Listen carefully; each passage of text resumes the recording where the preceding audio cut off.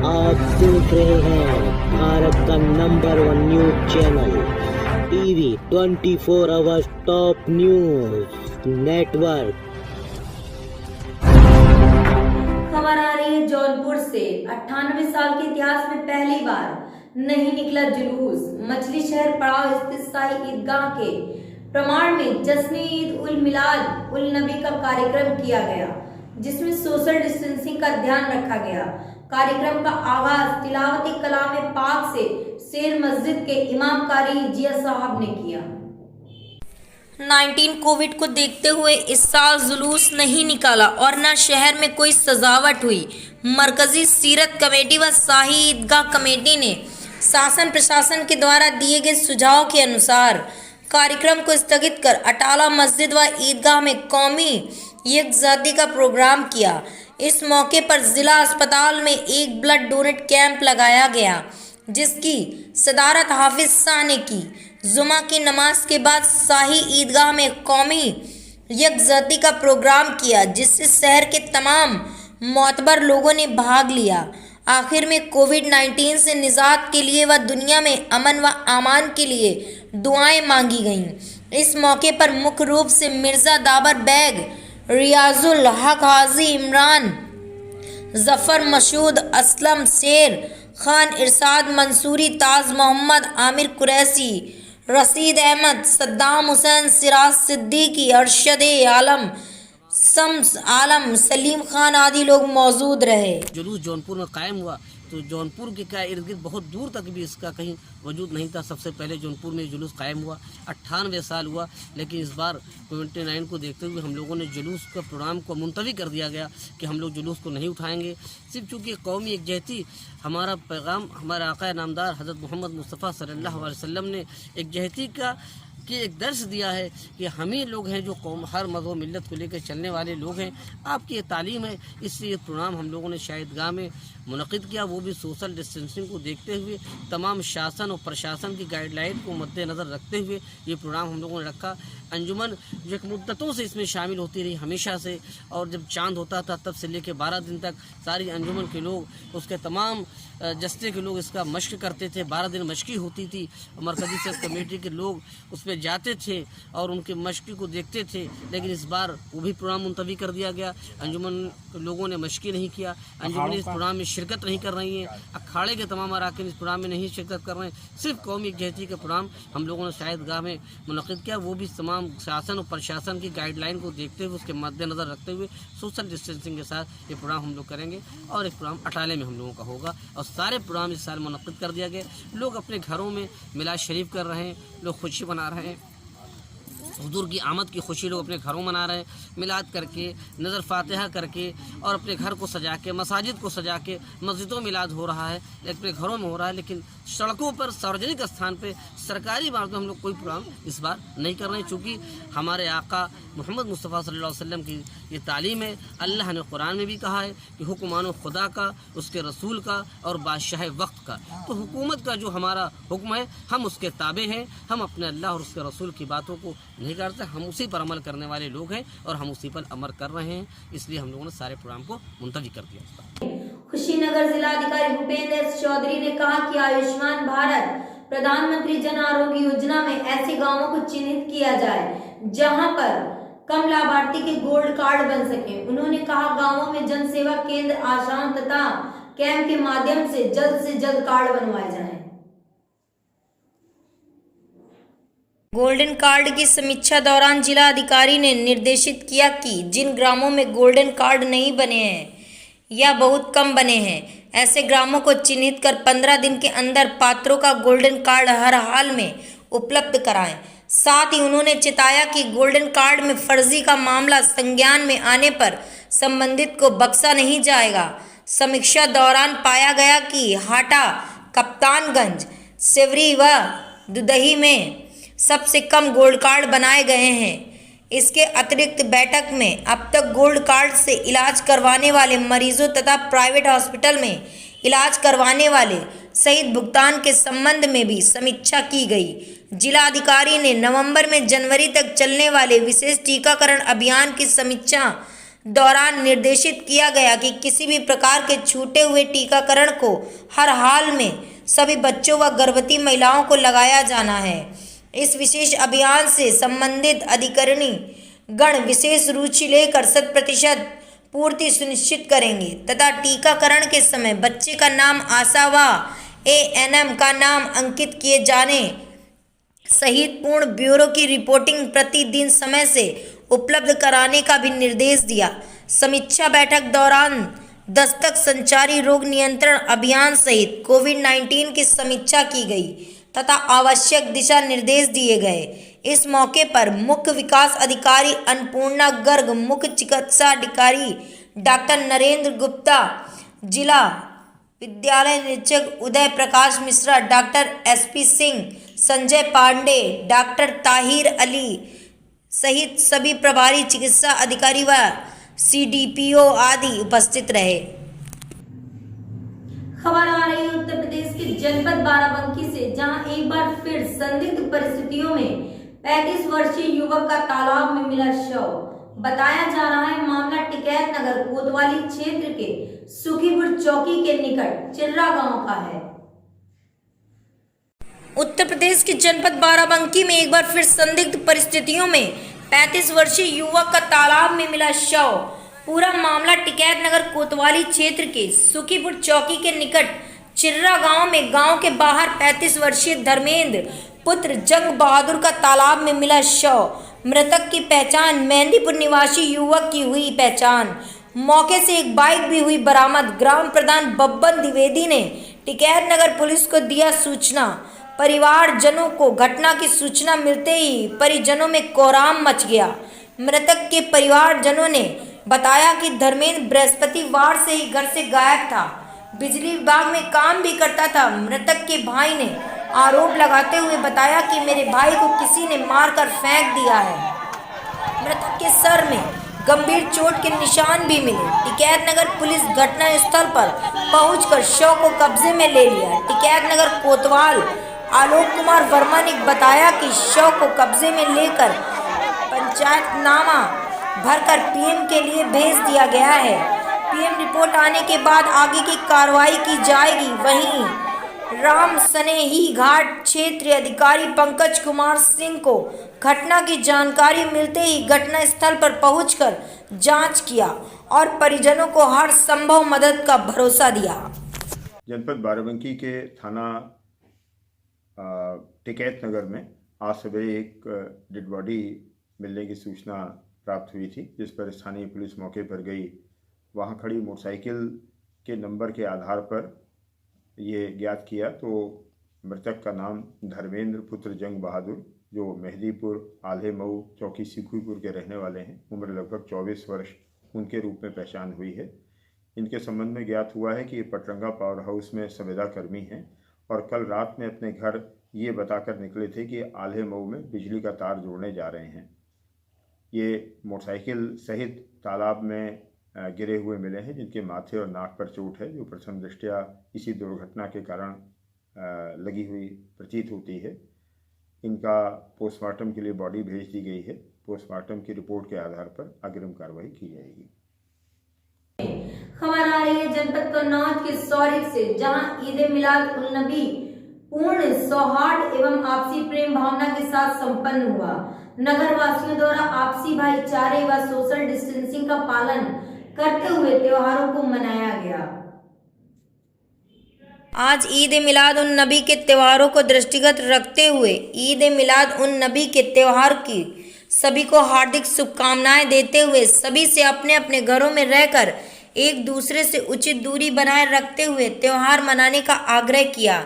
जायजा लेने सीओ छिबरामऊ ने व्यक्तियों द्वारा नियम संगत रूप से त्योहार मनाते पाया एवं बाहर बाजार में बाइक से चल रहे सभी व्यक्तियों को सोशल डिस्टेंसिंग का पालन करने एवं मास्क का प्रयोग अनिवार्य रूप से किए जाने हेतु भी मार्गदर्शित किया।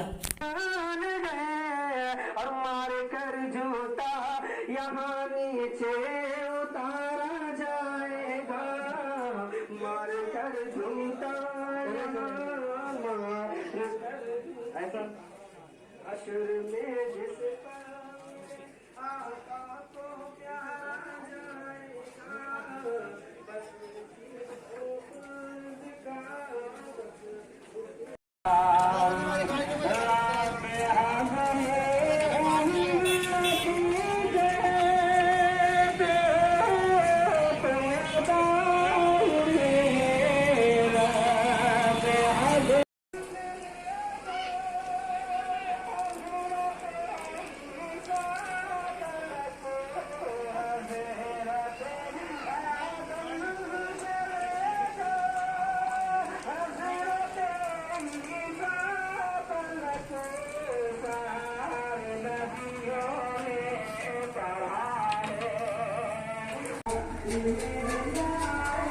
सभी देशवासियों को 12 रबीउल अव्वल की तहे दिल से मुबारकबाद।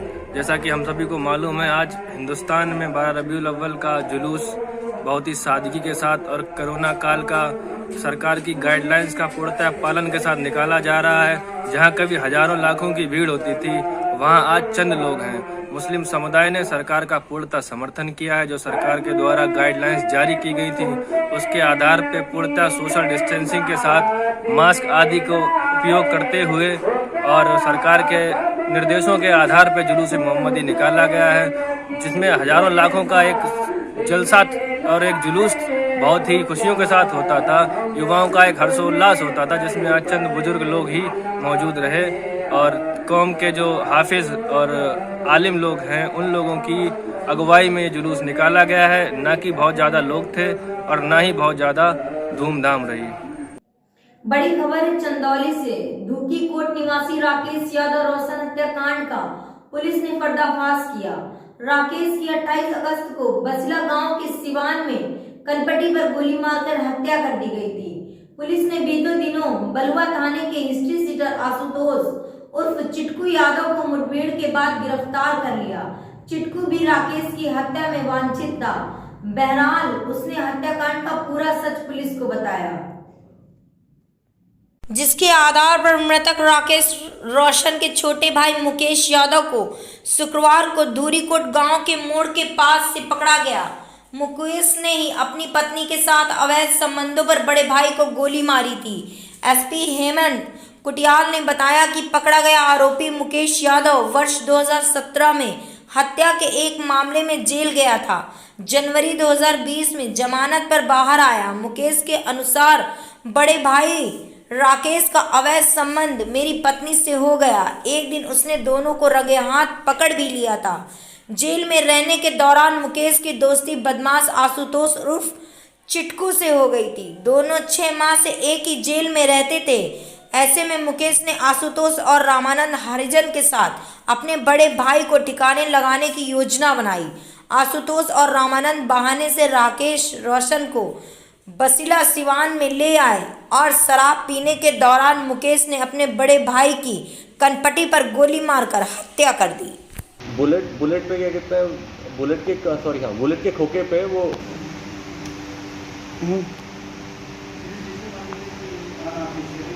हाँ है कि वो मैच ही नहीं कर सकता। अगर एविडेंस सिर्फ यही है कि क्या कहता है कि इस बंदूक से गोली लगी और उसकी बाइक्स वगैरह का पूरा तरकीब है, तो ये तो इम्पोर्टेंट इसमें है। अच्छा, इन लोगों के छूटने का कारण वही हो जाता है।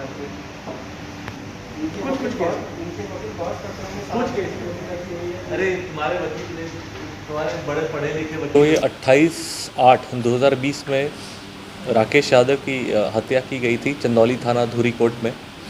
आज उसके सारे चीज़ें खुल गई हैं और ये पता लगा है जो कल आशुतोष जो वांछित था अपराधी 50,000 का इनामिया जिसके साथ कल पुलिस का क्रैकडाउन हुआ था, उससे ये पता लगा कि उसके भाई ने, जो कि राकेश रोशन है जो मृतक है, उसके भाई की ये सारी प्लानिंग थी, मुकेश यादव, और उसी ने अपने भाई को गोली मारी थी 2020 जनवरी में।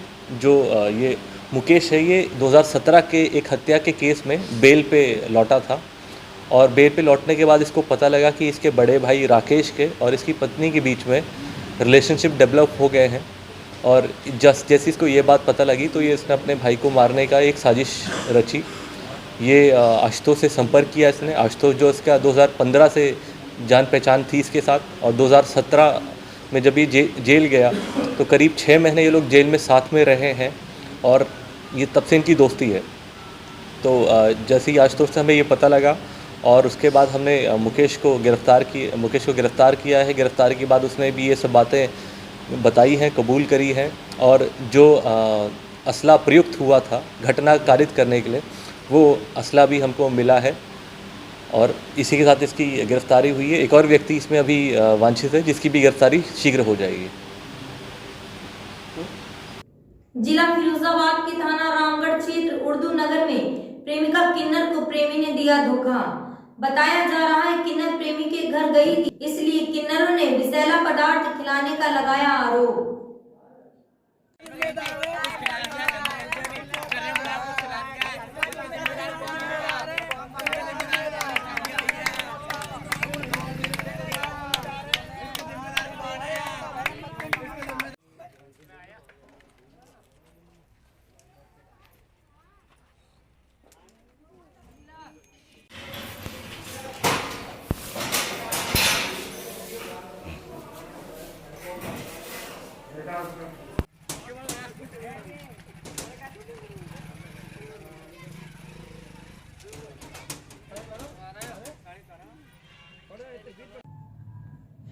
उत्तर प्रदेश के शाहजहांपुर में हैवानियत का एक सनसनीखेज मामला सामने आया, जहां एक 7 साल की मासूम बच्ची के साथ दुष्कर्म करने के बाद उसके मुंह में गन्ना ठूस दिया, जिसके बाद गंभीर रूप से घायल बच्ची को जिला अस्पताल में भर्ती कराया गया।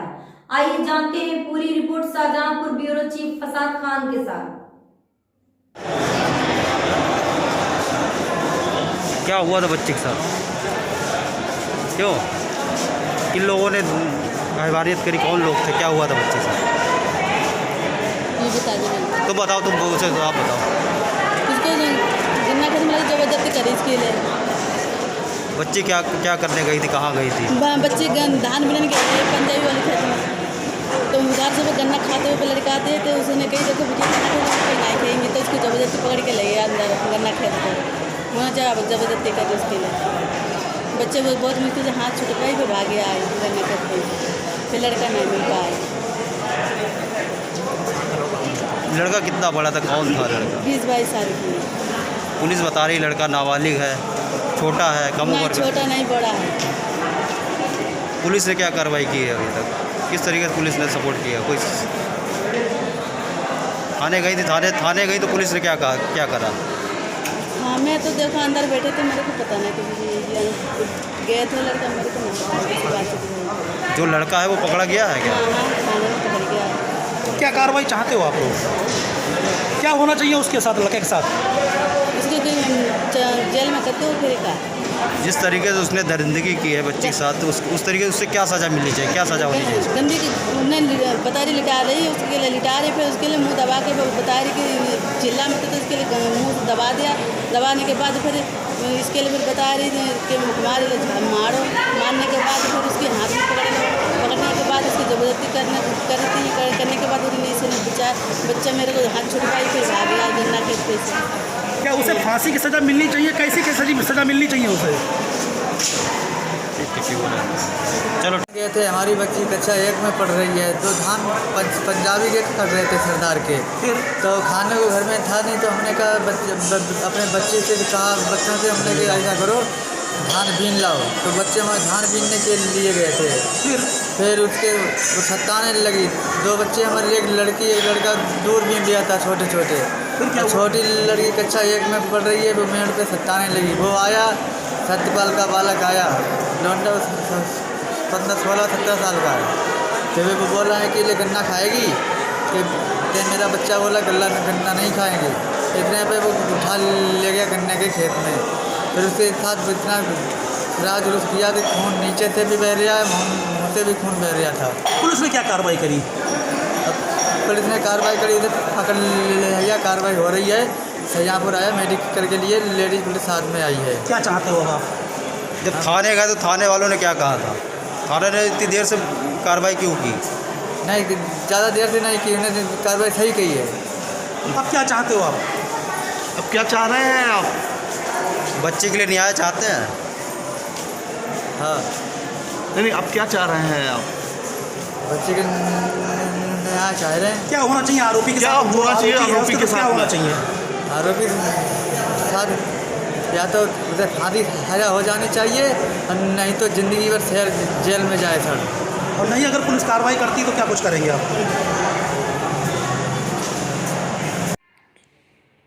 थाना खुदागंज क्षेत्र के करपूरापुर गांव में ये सूचना प्राप्त हुई थी कि एक नाबालिग बच्ची के साथ दुष्कर्म की घटना हुई है। घटना के बारे में जो पीड़िता है उसने बताया कि गांव का ही एक लड़का उसे गन्ना खिलाने के बहाने से गन्ने के खेत में लेकर गया, जहां उसने उसके साथ दुष्कर्म की घटना की। इस घटना का तत्काल संज्ञान लिया गया और थाने की फोर्स और अधिकारी मौके पहुंचे और पूरी घटना का मौका मुआयना इसमें किया गया है। जो पीड़िता है उसको मेडिकल के लिए भेज दिया गया है और उसकी हालत सामान्य है। जो अभियुक्त है उसको शीघ्र पुलिस ने गिरफ्तार कर लिया है और जो field unit of forensic science की हमारी टीम है उसको भी घटनास्थल पर कर भेजा गया था और जितनी भी फॉरेंसिक एविडेंस और जो अन्य एविडेंस है जो केस को मजबूत करती है उसको वहां से कलेक्ट कराया गया है। अब हमारा उद्देश्य ये है कि इस दुर्भाग्यपूर्ण जो घटना हुई है उसको हम जल्द से जल्द इसमें चार्जशीट करेंगे और उसके बाद इसको फास्ट ट्रैक कोर्ट में चलाते हुए जल्द से जल्द अभियुक्त को सजा मिले, ऐसा हमारा पूरा प्रयत्न रहेगा। नमस्कार, मैं हूं कोमल श्रीवास्तव। स्वागत है आपका समाचार नेशन न्यूज लाइव में। खबर आ रही है अलीगढ़ से। यूपी के जिला अलीगढ़ की तहसील खैर में आजकल नशे के सौदागर पूरी तरह से सक्रिय हो चुके हैं। ये लोग नशेड़ियों को फ्री में नशे की सामग्री उपलब्ध कराकर व लोभ लालच देकर उनके द्वारा ही अपना कार्य बेखौफ होकर कर रहे हैं। इन्होंने खासकर युवा वर्ग को अपनी गिरफ्त में लेना शुरू कर दिया है, जिसमें यह काफ़ी हद तक कामयाब भी हो रहे हैं, जिसका जीता जागता उदाहरण अलीगढ़ की तहसील खैर के कुछ चिन्हित स्थान हैं, जिससे शिव आश्रम व कई ऐसे सुनसान स्थान हैं जहां नशेड़ी नगर व गांव की युवा पीढ़ी को नशे की सामग्री उपलब्ध कराकर उनको अपने साथ बैठाकर खुद नशा करने के साथ साथ उनको भी नशे का आदी बना रहे हैं। आपका शुभ नाम? मेरा नाम KL पंडित, समाज सेवी। ये जो खैर में नशे का प्रचलन चल रहा है, इसके बारे में क्या राय है आपकी? खैर में नशे का प्रचलन पुलिस की मिली भगत से चलता है। खैर में छोटे छोटे बच्चे इंजेक्शन लगाते हैं, गांजा, चरस, अफीम, बहुत गहरे नशा करते हैं और ये पुलिस चौकी पे बैठ के करते हैं। और पुलिस चौकी पुलिस वाले इनसे कुछ नहीं कहते, क्योंकि पुलिस वालों की मिली भगत है इसमें। आपने एक आध पुलिस वालों से कहा, इस मामले में कहा है? पुलिस वालों से हमने कई बार इसकी शिकायत लिखित में की, मौखिक की, यहाँ तक है कि थाना दफ्तर में भी ये प्रश्न उठाया। अच्छा। लेकिन किसी भी पुलिस वाले ने आज तक इस पर गौर नहीं किया। तो आप क्या, अगर नहीं मानती है पुलिस तो क्या आप आगे कदम उठाएंगे? इस बारे में हम पुलिस के बाद में उच्च अधिकारियों से शिकायत करेंगे और जब नहीं माना जाता है तो इसके पुलिस के खिलाफ धरना प्रदर्शन भी करने के लिए हम बाध्य हो सकते हैं। तो ये आपने भी समझाने की कोशिश करी है कभी बच्चों को, छोटे छोटे बच्चों को? हमने कई बार मना किया, लेकिन छोटे छोटे बच्चों में इतनी बुरी तरह लत लग चुकी है, वो इंजेक्शन लगाने की इतने आदी है कि घर से पैसे चुरा के, पड़ोस से पैसे चुरा के या कहीं से भी अपना जुगाड़ करके वो इंजेक्शन लगाने के लिए बेताब रहते हैं और हर समय इंजेक्शन लगाते रहते हैं। सिर्फ इंजेक्शन लगाते हैं? चरस, गांजा, भांग, अफीम, सभी तरह के नशे नई बार जेन्यूशन में जो 15-16 साल से लेके और 30-35 साल तक के बच्चों में चल रही है। धन्यवाद KL पंडित जी आपका।